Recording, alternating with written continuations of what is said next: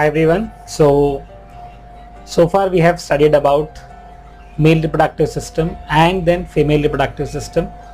So now we'll be studying more detail on menstrual cycle. So menstrual cycle is the cycle which occurs in females, which ranges from 28 to 30 days. And female reproductive system undergoes lots of changes during this period of time, and it starts at the age of 13 years, which is called as puberty, and then this will go till 45 years, which is called as menopause. So this repetitive changes which occurs in female body is called as menstrual cycle. Now menstrual cycle is controlled by 4 hormones, and which are those 4 hormones? The first hormone is FSH, follicle stimulating hormone, and then comes LH, luteinizing hormone, and then comes estrogen, and then comes progesterone. So these are the 4 hormones जिसके वजह से menstrual cycle पूरी तरह से control होता है. Now this diagram will tell you about all the different stages of menstrual cycle. तो पहले 5 days तक bleeding phase होता है. तो bleeding phase के बाद immediately start होता है development of uterus.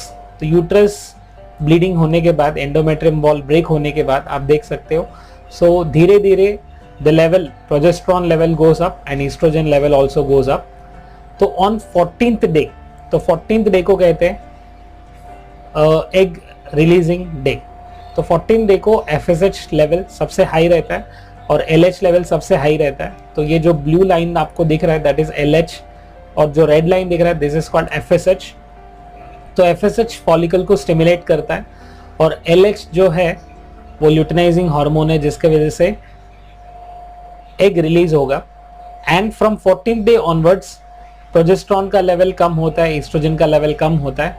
अगर एग फर्टिलाइज नहीं हुआ तो वो जो है लेवल कम होते जाएगा, and then finally on 28th day hormone का लेवल कम होने की वजह से ब्लीडिंग फेज स्टार्ट होता है. अगर एग फर्टिलाइज हो गया तो वो जो एग जो है इम्प्लांटेशन होगा, और ये जो एग रिलीज करने के बाद जो येलो मास जो बना है that is called as corpus luteum. तो कॉर्पस ल्यूटियम खुद प्रोजेस्टेरॉन के लेवल को बढ़ाता है. तो देयरफॉर 14 डे के बाद में प्रोजेस्टेरॉन का लेवल और बढ़ जाता है. सो मेंस्ट्रुअल साइकिल एक फीमेल बॉडी में होने वाला एक कंप्लीट साइकिल है जिसमें all this 4 hormones plays an important role. Now one of the several follicles, अगर फीमेल की बॉडी में देखा जाता है तो ओवरी में बहुत सारे फॉलिकल्स रहते हैं. Out of all this follicles only 1 oocyte forms every month. तो ये होता है with the help of FSH which is called follicle stimulating hormone. So ये जो फॉलिकल स्टिमुलेटिंग हार्मोन जो है आगे जाकर दिस हेल्प्स टू फॉर्म और टू प्रोड्यूस एग और oocyte वी कैन से. और ये दिनों में एंडोमेट्रियम का वॉल जो है थिकनेस बढ़ जाता है, और एंडोमेट्रियम वॉल थिकनेस बढ़ के फाइनली अगर एग फर्टिलाइज नहीं हुआ तो एंडोमेट्रियल वॉल ब्रेक डाउन होता है. तो एंडोमेट्रियल वॉल को थिकनेस बढ़ाने के लिए हेल्प करता है ईस्ट्रोजन. सो ईस्ट्रोजन, प्रोजेस्टेरॉन सारे हेल्प करते हैं मेंस्ट्रुअल साइकिल में. तो आप देख सकते हो दिस इज हाउ एंडोमेट्रियल जो वॉल है जो दिख रहा है आपको यहाँ पर मिडल में.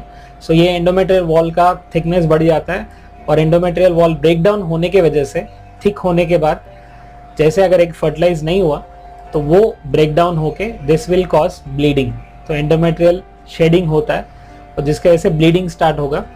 So the developing follicle completes its development and ruptures under the effect of luteinizing hormone. तो ल्यूटिनाइजिंग हार्मोन के वजह से एग बाहर आ जाता है. तो एग बाहर आने की वजह से अगर वो एग स्पर्म के साथ फ्यूज हो गया तो फर्टिलाइजेशन हो जाएगा, and this step is called as ovulation phase, और ये होता है on 14th day of the menstrual cycle. Now remaining tissue which is there, वो जो येलो कलर मास है उसके कहते हैं कॉर्पस ल्यूटियम, और ये कॉर्पस ल्यूटियम खुद प्रोजेस्टेरॉन को प्रोड्यूस करता है. और एंडोमेट्रियल वॉल जो है खुद एंडोमेट्रियल ग्लैंड्स वो भी हार्मोन को सिक्रेट करते हैं and due to progesterone. And ये एंडोमेट्रियल वॉल के अंदर इम्प्लांटेशन होगा एम्ब्रियो का, और जाइगोट का इम्प्लांटेशन होता है. और मेंस्ट्रुएशन ये जो साइकिल है, अगर oocyte 24 आवर्स के अंदर फर्टिलाइज नहीं हुआ तो कॉर्पस ल्यूटियम इनएक्टिव हो जाएगा और प्रोजेस्टेरॉन का सिक्रीशन बंद हो जाएगा और ईस्ट्रोजन प्रोजेस्टेरॉन दोनों का सिक्रीशन बंद हो जाएगा। तो फर्स्ट 7 डेज जो है ब्लीडिंग फेज होगा एंड देन फॉलिकल स्टिमुलेट होगा एंड देन 12 to 17 डे के बीच में ओव्यूलेशन फेज होगा and then last 25th day तक प्रोजेस्टेरॉन FSH का लेवल कम होता है एंड लास्ट 3 डेज में ब्लीडिंग फेज स्टार्ट होगा। तो इस तरह से एंडोमेट्रियल वॉल ब्रेक डाउन होने की वजह से, दोनों हार्मोन की कम होने की वजह से progesterone oestrogen endometrial wall break down होता है and bleeding happens for 5 days and this is called as menstrual cycle. तो आज मॉडर्न टेक्नोलॉजी हमारे पास बहुत सारे ऐसे इनोवेटिव टेक्निक्स लेके आए हैं जिसके वजह से बहुत सारे कपल्स जिनके चिल्ड्रन नहीं है वो भी चिल्ड्रन को अडॉप्ट चिल्ड्रन को प्रोसीड कर सकते हैं with the help of IVF, in vitro fertilization, और एक मेथड है which is called surrogacy, sperm bank. तो ये सारे मेडिकल टेक्निक्स जो है these are helping people to have their own kids and these are modern technologies जिसके वजह से आज कपल्स जो है they are going with kids. Now there are 2 kinds of different techniques that we use. The first is IVF, which is called in vitro fertilization. एक in vitro fertilization ऐसा एक method है which is used to create embryos with by taking sperms from husband and oocyte from a wife, and this technique is called test tube baby, or we can say IVF, in vitro fertilization. In this technique, we prepare or we make an embryo and then we take that embryo and we will add to the uterus of the women. So ये जो एक process है ये completely एक बाहर होता है, human body के बाहर होता है, इसके लिए इसको इन विट्रो कहते हैं। In vitro means in lab और we can say in test tube, and this technique is useful for that childless couples who are having problem, either husband में भी problem हो सकता है या wife में, husband में maybe less sperm count और wife में there is a problem in oviduct। तो इन केसेस में ये टेक्निक को यूज किया जाता है और इस केस में स्पर्म्स और oocyte को बाहर फर्टिलाइज करके फिर एम्ब्रियो को फीमेल के बॉडी में ट्रांसफर किया जाता है and this is called as IVF। और इसमें एक इंपॉर्टेंट रोल है स्पर्म बैंक और सीमेन बैंक का। तो what is sperm bank, semen bank? जैसे ब्लड डोनेट करते हैं वैसे स्पर्म को भी डोनेट किया जाता है एंड स्पर्म डोनेशन में एक जो मैन जिनके स्पर्म्स अच्छे हैं वो डोनेट करते हैं एंड वो उनके स्पर्म्स किसी और के लिए यूज कर सकते हैं। This man is not involve in sexual relationship with other person, he will just donate his sperms and the sperms will be used either directly into women's body और which can be use for IVF। तो इस तरह से sperm bank को use करके IVF में या फिर it can be use directly for insemination. अब नेक्स्ट टॉपिक आता है ट्विंस।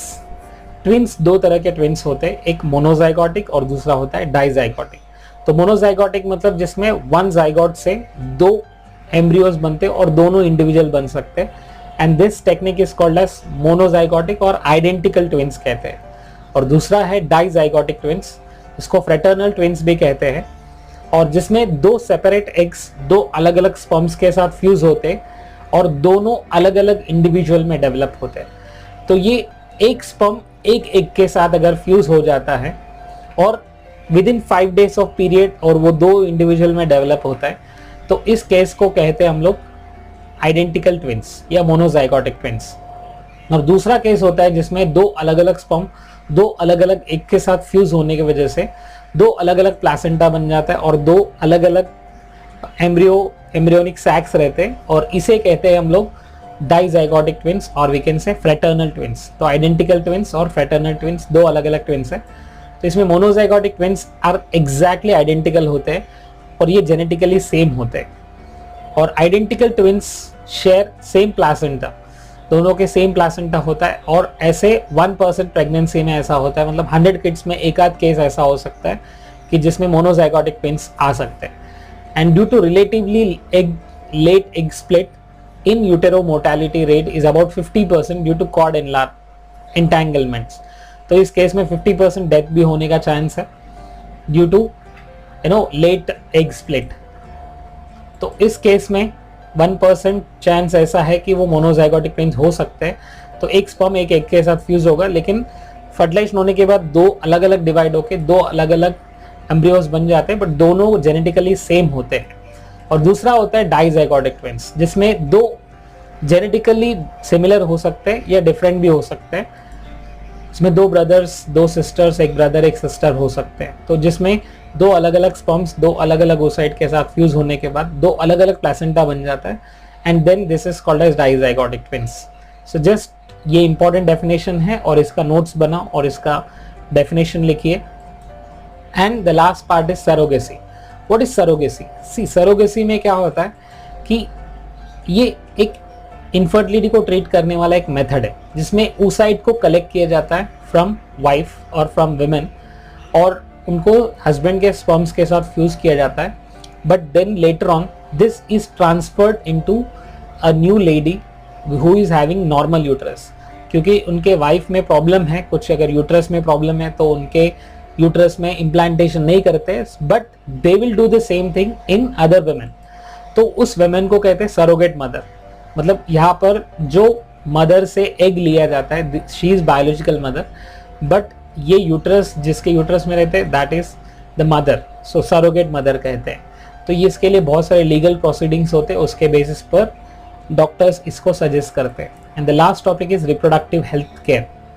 सो जैसे हम ह्यूमन बॉडी का केयर लेते हैं, वैसे रिप्रोडक्टिव का भी हेल्थ केयर रहता है।